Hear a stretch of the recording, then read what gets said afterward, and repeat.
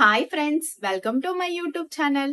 ఈ రోజు మేఘ సందేశం సీరియల్ గురించి తెలుసుకుందాము. మరోవైపు మీరాకి హాస్పిటల్ నుంచి కాల్ చేస్తారు. మీరు కృష్ణప్రసాద్ భార్యే కదా అని అడుగుతారు. అవును, నేను కృష్ణప్రసాద్ భార్యనే అని మీరా చెప్పగానే, మీ హస్బెండ్ కి కార్ యాక్సిడెంట్ అయ్యింది, చాలా సీరియస్ గా ఉంది, మీరు వెంటనే హాస్పిటల్ కి రండి అని ఆ నర్స్ చెప్తుంది.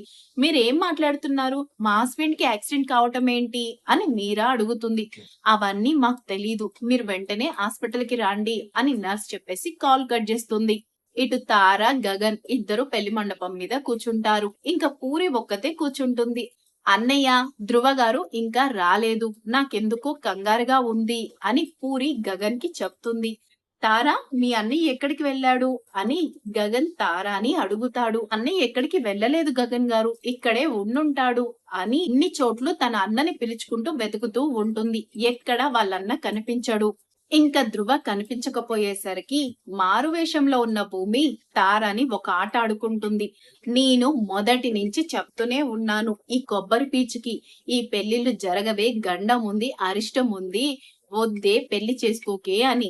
అయినా తార సింగిల్ పీసు, తొక్క, తోటకూర కట్ట అంటూ మొండికేసి ఇక్కడ దాకా తీసుకొచ్చావు. ఈ పెళ్లిళ్ళు జరగవే అమ్మా, నువ్వు ఆ గగ్గన్ని వదిలేసేయి, పూరికి ధ్రువాకి పెళ్లి జరిపించు.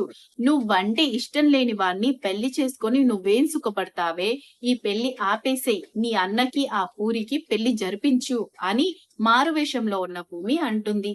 బామ్మ, నువ్వింకొక్క మాట మాట్లాడినా నేను ఊకోను, ఈ పెళ్లి ఎలా జరగదో నేను చూస్తాను అని అంటూ భూమికి సమాధానం చెప్పి రౌడీల్ని పిలిపిస్తుంది. ఒరే చౌట దద్దమ్మల్లారా, మీరెక్కడున్నారా, ఆ భూమి లోపలికి వచ్చేసింది, మా అన్నని కిడ్నాప్ చేసింది, వెళ్ళండి, వెళ్ళి ఆ భూమిని వెతకండి, ముందు మా అన్నయ్యని జాగ్రత్తగా వెతికి తీసుకురాండి, ఆ భూమి దొరికితే దాన్ని అక్కడే చంపేసేయండి అని తార అయితే రౌడీలకు చెప్తుంది. రౌడీలు భూమిని, ధ్రువాని వెతుకుతూ మండపం అంతా తిరుగుతూ ఉంటే ధ్రువ దొరుకుతాడు. ఇంకా ధ్రువాని పట్టుకొని రౌడీలు అయితే వస్తారు.